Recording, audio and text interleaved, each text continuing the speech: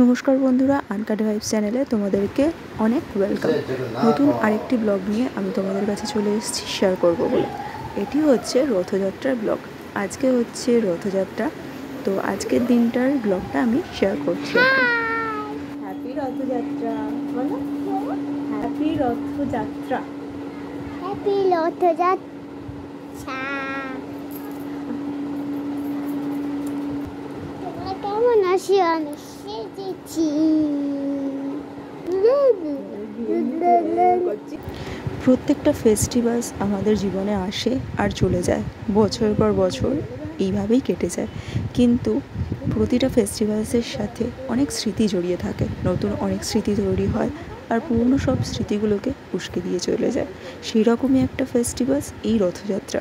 রথযাত্রার দিন ছোটোবেলার অনেক স্মৃতি আমার মনে পড়ে, যেগুলো প্রতি বছর আরও পুরনো হতে থাকে আর কিছু আবছা হতে থাকে, কিছু আরও বেশি জাঁকিয়ে ওঠে মনের মধ্যে। ছোটোবেলায় রথ সাজানো, সেই রথ নিয়ে বেরোনো। আমি এখানে চেষ্টা করছিলাম বারবিকে আইলাইনার পরানোর, আর সেটার হলো এরকম অবস্থা। চলো এখন ওর মুখটা ধুয়ে দিই। এতক্ষণ আমি চেষ্টা করছিলাম বারবিকে লাইনার পরিয়ে দেওয়ার, কিন্তু পরানো গেল না। রথও প্রায় সাজানো হয়ে গেছে, চলো দেখি বারবির রথ কেমন সাজানো হয়েছে। প্রতি বছর আমি সাজালেও এবছর হাতের জন্য আমি পারছি না, তাই এবছর রথ সাজানোর দায়িত্ব গুড্ডুর।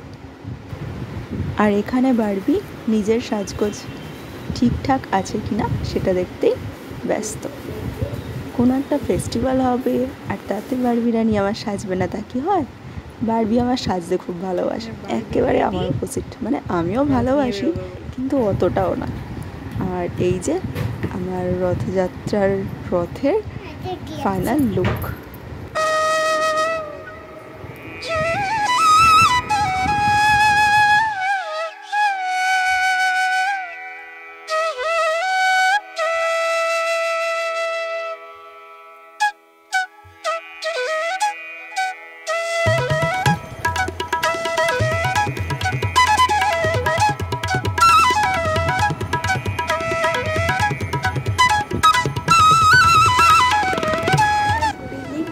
সাথে সাথে আমিও রেডি হয়ে গিয়েছি।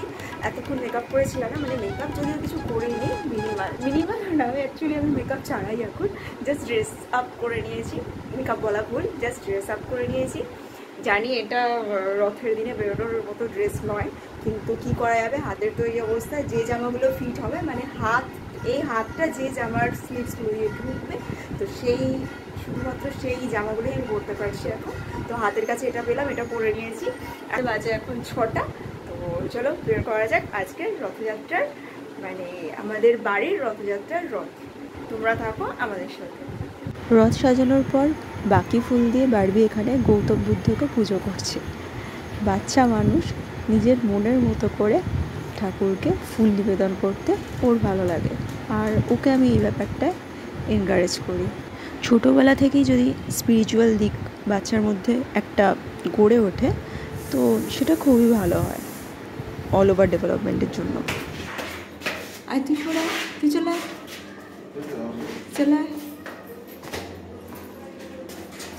সত্যি ফ্যান্টাস্টিক হয়েছে এবারে।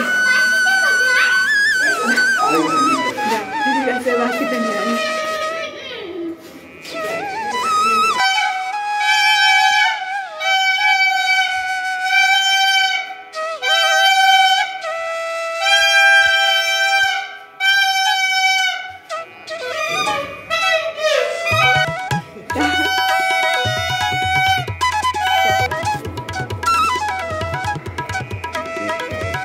আমাদের পাড়ায় প্রতি বছর রথের দিনে এই এক্সিবিশনটা হয় বাচ্চাদেরকে নিয়ে, বড়রাও যদিও পার্টিসিপেট করে এর মধ্যে।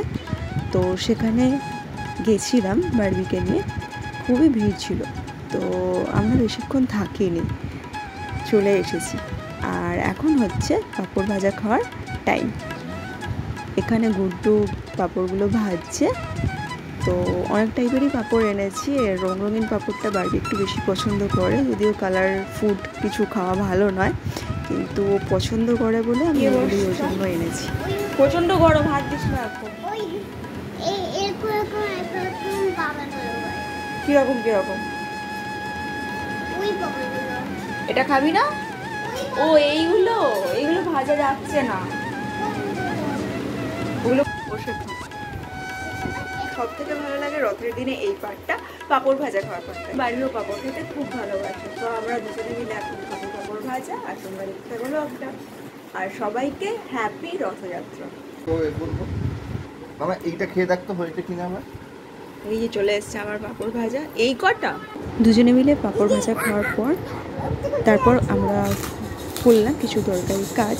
একটা পার্সেল এসেছিলো সকালবেলা, সেইটা করলাম ওপেন।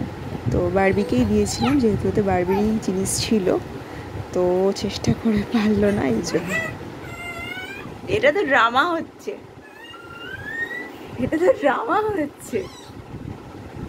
তারপর আমি ওকে হেল্প করলাম। তো পার্সেলটার মধ্যে এসেছিলো আমার একটা শ্যাম্পু, আর বারবির একটা শ্যাম্পু, আর বারবির একটা ক্রিম। বারবির যে শ্যাম্পুটা নিয়েছি সেটা দেখো, এই যে চিকোর শ্যাম্পু। তো এর প্রোডাক্টটার নাম অনেকদিন ধরে শুনেছি, আনাবো করে আনা হয়নি। আর আমার জন্য নিয়েছি এই খাদি ন্যাচারালের শ্যাম্পুটা, এটা অনেকদিন ধরে ভেবেছি নেবো নেওয়া হয়নি, অনেকদিনই অনলাইনে টয়লেট্রিজ নেওয়া হয় না। আর লাস্ট আইটেম হচ্ছে এই যে মামা আর্থের ক্রিমটা। তো এই বারবির যে দুটো আইটেম, এই দুটো বারবির খুবই পছন্দ হয়েছিল, আর বিশেষ করে ক্রিমটার মধ্যে একটা এলিফ্যান্টের ছবি রয়েছে। এই ব্লগটা এখানেই শেষ করছি, সবাই ভালো থাকো।